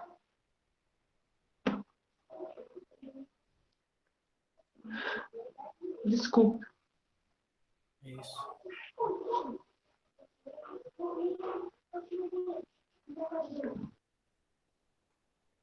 Acho que esse momento, né, eu dei uma entrevista para um jornal aqui do São Paulo, e ele perguntou o que você acha que as pessoas, como que as pessoas estão nessa pandemia e tudo mais, né? E eu falei, olha, eu posso até ser pessimista, mas é um país que não chora por 60 mil mortes num ano, sabe? Na época a gente estava com 5 mil, né, nas mortes pela pandemia, ela não vai conseguir se comover com 5 mil, né? E isso, infelizmente, é uma coisa que destrói a nossa alma desde o início sei lá, dessa terra que chamaram de Brasil, né? Então, eu, nesse trabalho musical que eu fiz, eu falei que tem uma parte lá que eu falo, 4 séculos de manicômio, 15 décadas de terapia é pouco para mais de 3 séculos de manicômio. Então, tudo que a gente está vivendo hoje, e é isso, essa catarse, né? Que a gente vai lá, tem lá o caso do George, aqui essas 2 crianças, ela vem naquele momento que a gente está mais sensível. E ela também acho que vai servir para a gente poder relembrar todos os outros também, e isso poder dar mais caldo para a gente ir transformando. O caminho é esse que vocês estão fazendo, é academia, é a rua, é o olho no olho, é o se cuidar, é conversar, quando puder se abraçar, porque não existe quem dera, né, que existisse uma coisa chave assim para a gente fazer, mas não, é esse caminho. A gente começou o nosso bate-papo informal aqui, falando dessa divisão aí do Sul, né, como os movimentos mais racistas, mais divisórios estão nessa região, e é por conta dessa construção de não país que a gente teve, né? Quando a gente liberta milhões de almas que nasceram escravizadas, e ao invés de dar dignidade para elas, a gente relega elas ao leito, ao frio, à fome, ao subemprego e tal, e traz alemães, italianos, japoneses para construir o ideal de nação. Aí que a gente começou. Começou o final do que a gente está vendo hoje, a falta de apreço pela vida, né? E é muito difícil. Eu terminei de escrever um texto que, se o vulgo liberar os e-mails de vocês, eu mando no particular, não está publicado ainda, mas que reflete, e eu tento dialogar um pouquinho como que essas coisas, desde sei lá, da primeira, desde a vinda para cá até hoje, o quanto essas coisas vão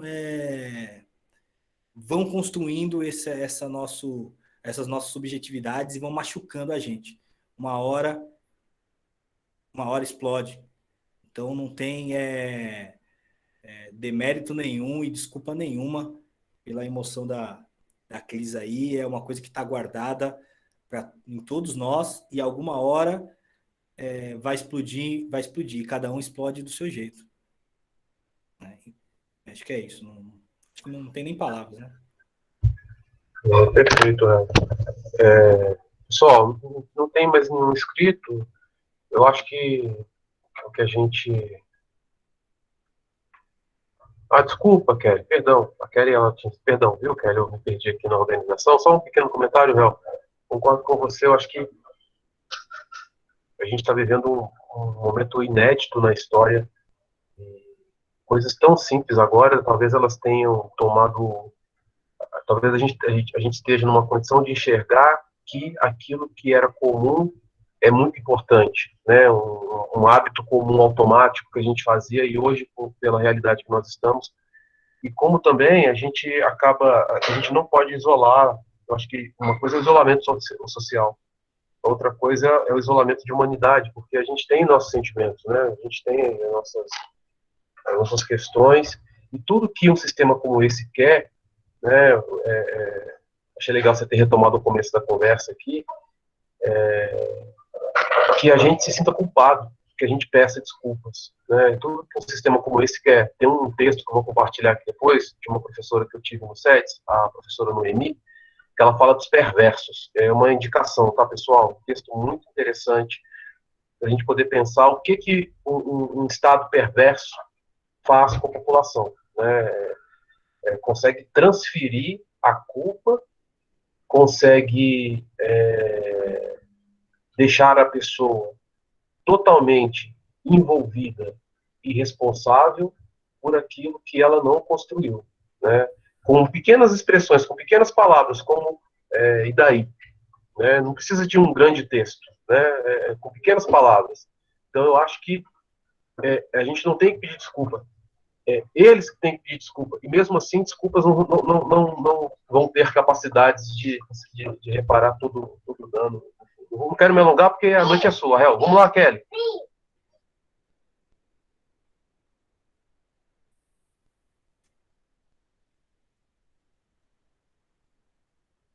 Kelly. Vocês estão me ouvindo direito? Sim.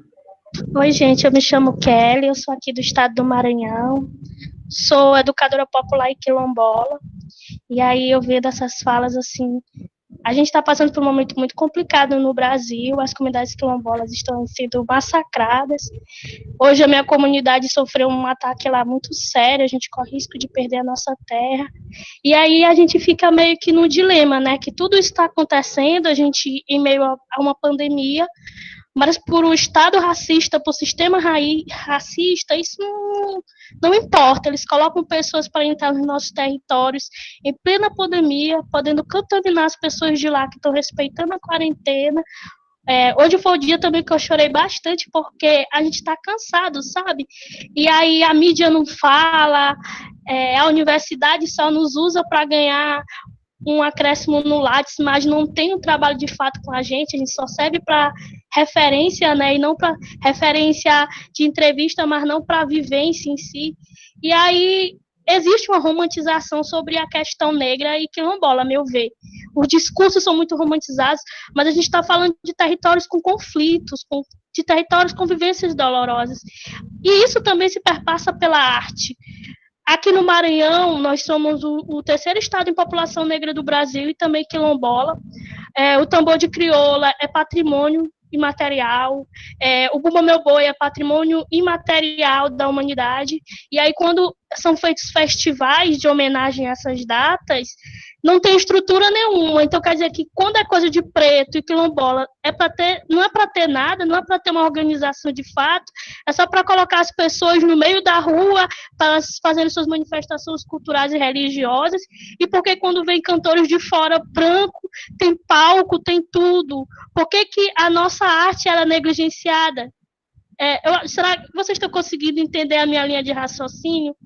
Existe uma romantização, uma apropriação das nossas causas, mas a estrutura ela é tão racista que elas nos colocam no campo do folclore, como se a nossa arte não fosse profissão, como a nossa arte não fosse uma forma da gente comer.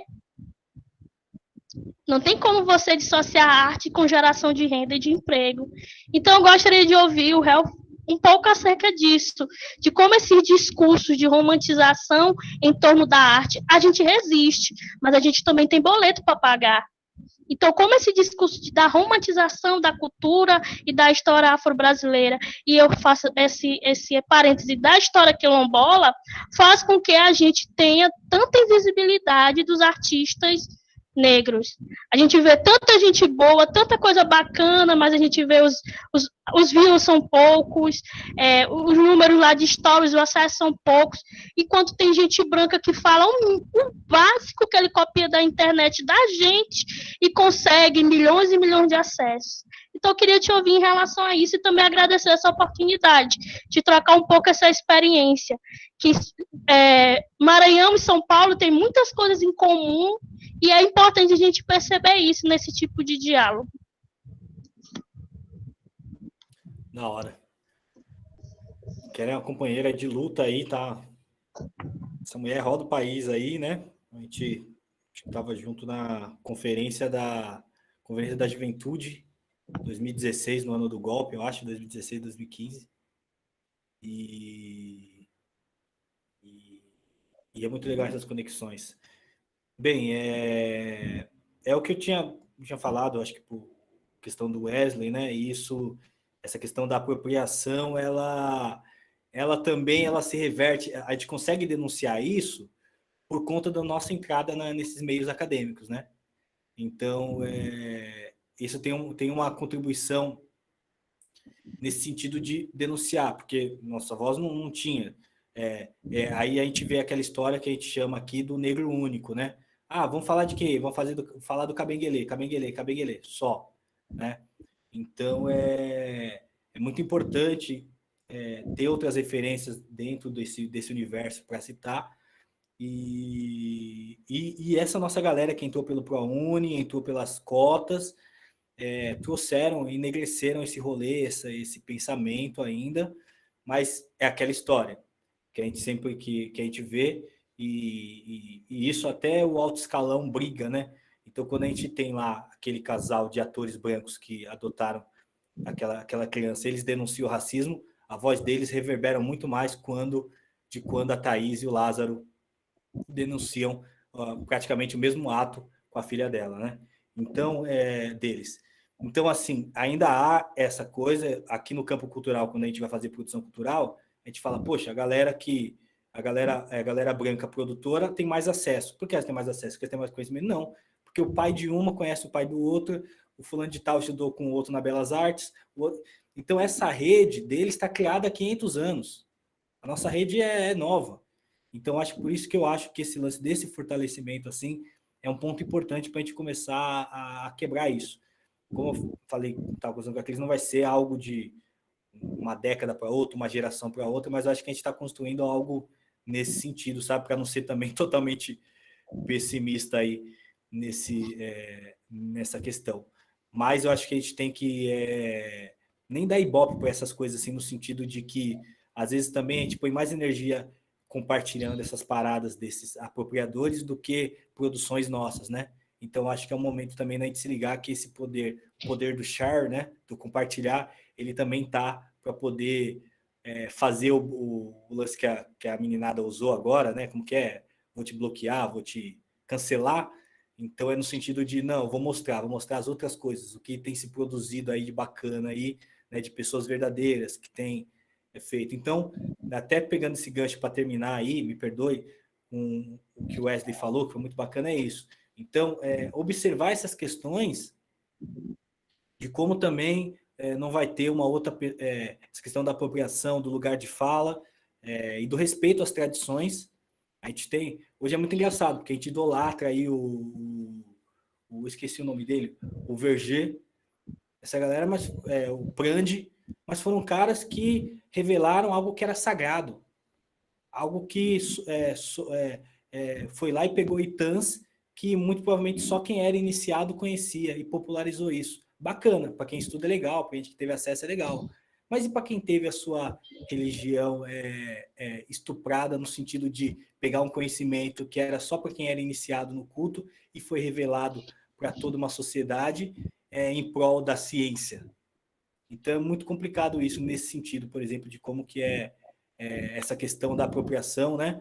Ela é muito importante tomar esses cuidados, e aí, pegando esse gancho aí pro Wesley, mesmo quando abre e fecha aspa, se tem a tal da boa vontade, né? Que devia ser excluída desse vocabulário acadêmico.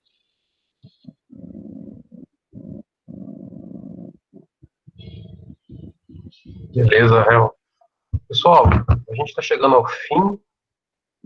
São 8h50, não sei se alguém gostaria de fazer alguma colocação, algum destaque, alguma pergunta.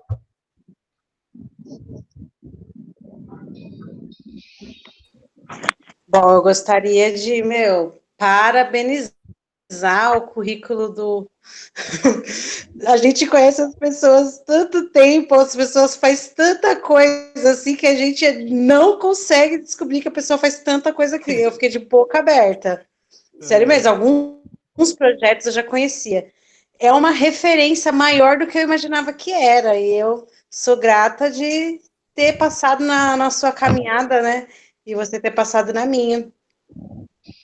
E é isso, né, a gente referência em todos os lugares, a gente sim leva os discursos para todos os lugares, eu fiz até uma postagem falando sobre isso, a gente se torna repetitivo, porque é necessário a repetição de muitas coisas, né, a gente está cansado de perder, né, a gente como população preta, pobre, periférica, a gente perde muito, né, e em tempos de pandemia a gente perde até o sono, né, de saber que tem muita gente passando dificuldade.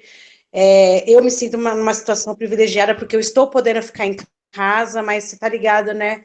Acho que todo mundo aqui conhece muita gente que não está podendo ficar, e a periferia não está com o seu trabalho de base ativo, então as pessoas não estão levando a sério, as informações não estão chegando, mas nos lugares que passam projetos como os que você é envolvido, exemplo, aquele livro lá da coletânea do Perifatividade esse projeto também teve livros que saiu nas escolas, né? Com só os participantes das escolas, fora vocês que já são renomeados, né? Saiu os jovens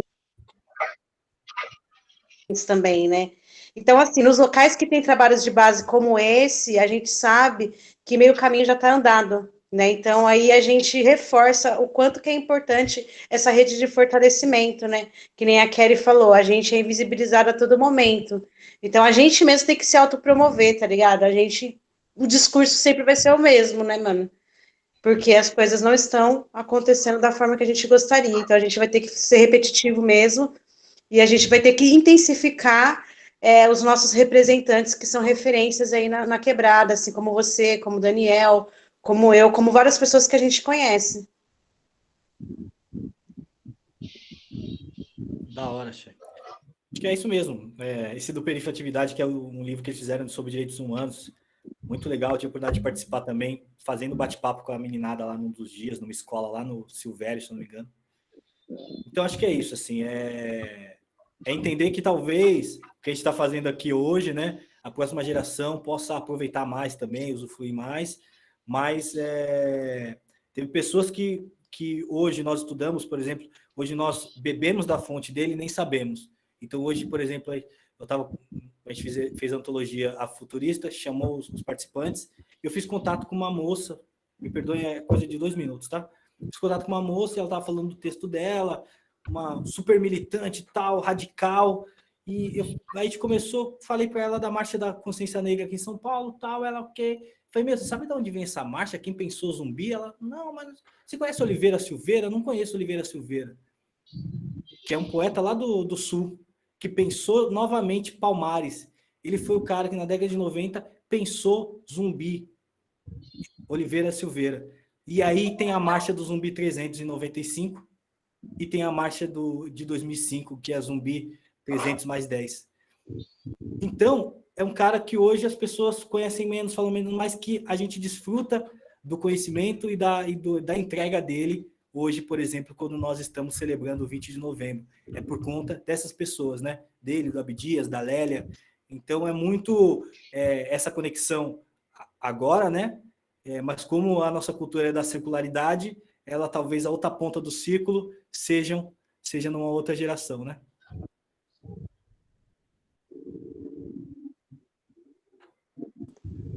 Sim, Perfeito, sim. Pessoal, E esse lance que você falou no começo, desculpa, que você falou dos editais, quando vocês começaram a escrever, naquela época, você lembra que não tinha muita gente? Verdade, você viu hoje como já tá? Vocês abriram portas também, uma galera, tipo, os manos lá da Norte, mano, se inscreveu, aí sai outro edital, vamos tentar naquele edital que eles se inscreveram.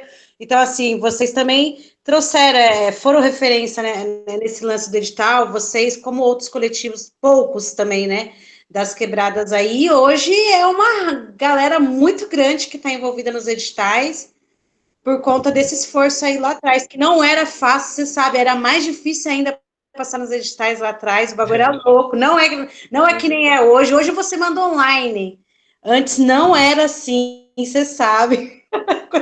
50 mil documentos. Máximo respeito, irmãos, máximo respeito.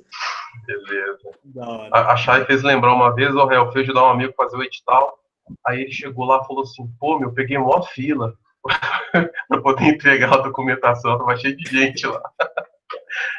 Ó, vamos para o final. Eu acho que, como eu costumo falar sempre, eu acho que esse espaço aqui é esse, tá, pessoal? Para quem está participando a primeira vez, eu convido a participar das próximas vezes. Eu quero agradecer ao Réu. O Réu, ele sempre, de imediato, ele sempre está disponível, sempre tem interesse, valoriza sempre os convites que eu faço a ele, valorizo muito, porque o Réu, eu vejo você como um intelectual orgânico, viu, Réu? Sempre quando fala, sempre tem muito o que dizer. Queria agradecer a cada um de vocês que permaneceu conosco aqui, o Camilo, a Chay, Claudiana, Débora, Cauana, Kelly, Liana, Luan, Reginaldo, Richard, Wesley, desculpa que eu não ter falado o nome de quem saiu.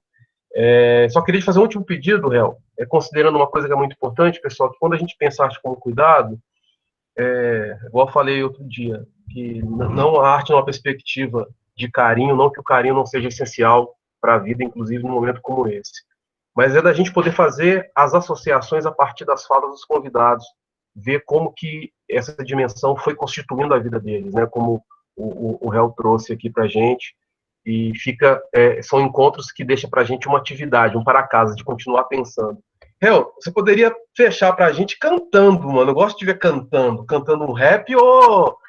Cadê o MC aí? Cantando ou declamando? O que é melhor para você? Sei lá.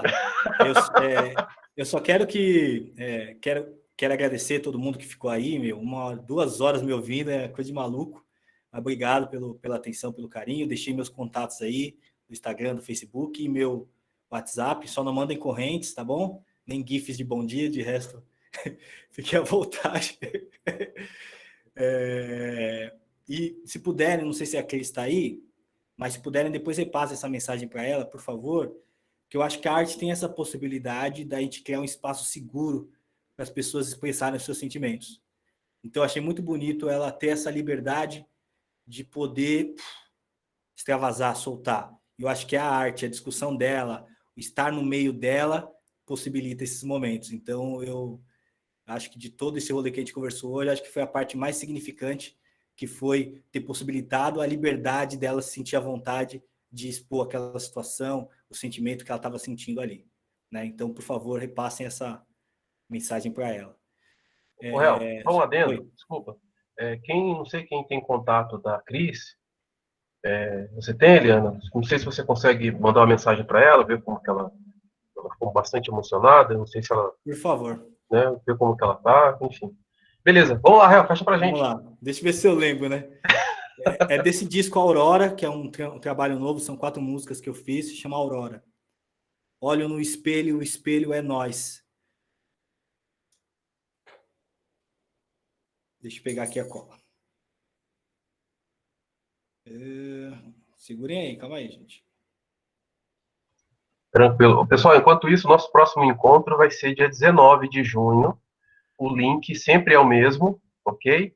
A gente não definimos ainda o nosso próximo convidado, mas é certo que vai ser dia 19/6, às 17 horas, dia 19/6, às 19 horas, o mesmo link. A gente vai estar compartilhando nas redes sociais um flyer de divulgação. E a gente sempre pede para vocês estarem compartilhando nos grupos, nos espaços em que vocês estão circulando. Por gentileza. Vamos lá. Olho no espelho, o espelho é nós, a vida translúcida em prisma de um monte de sóis, vagando galáxias, milhões de estrelas, sem formato, sem rosto, às vezes sem eira nem beira. Empatia é raridade quando a chala abrace, dizer adeus é pesado, profundo, para ser só detalhe, as boas lembranças no seu peito espalhe, não acumule bênçãos, se puder sempre espalhe, é vago, na falhável embargo, olhar raso, profundidade no vácuo, se me calo, são marcadas do passado, às vezes paro, sou GPS travado, somos treinados por medo, para não pedir arrego, a violência é um emprego e não importa o seu credo, rezes ocas ao vento, para um Deus surdo e cego, nessa trama eu tô esperto, para essa trama não me entrego, se não bastasse a pobreza, a depressão se reinventa, acessou nossa gente, tá sempre à espreita, sobrou tempo para isso, Já te explico, o racismo é que essa doença de rico quer atingir outro nicho e jogar aqui. O restante de tudo, o quarto do despejo, sujo e imundo. Não precisa 13 línguas para entender Carolina. A dor é monossilábica e também coletiva. Espalhamos nossa espécie, reproduzimos o mundo que habitamos, destruímos. Pré-torturadores, ferramentas modernas, exterminador do futuro, trabalhando para Umbrella, o fim dos tempos.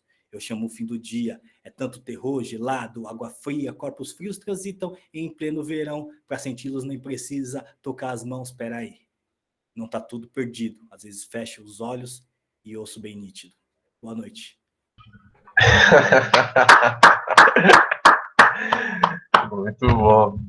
Valeu, Hel. Muito obrigado, viu? Pessoal, boa noite. Muito obrigado a todos. Até o dia 19. Leandro, muito obrigado. Wesley, muito obrigado pelo apoio aí na UEL. Valeu mesmo, pela força. Um abração. Hel, querido. Falou, Tem palavras. É nóis. Um abração.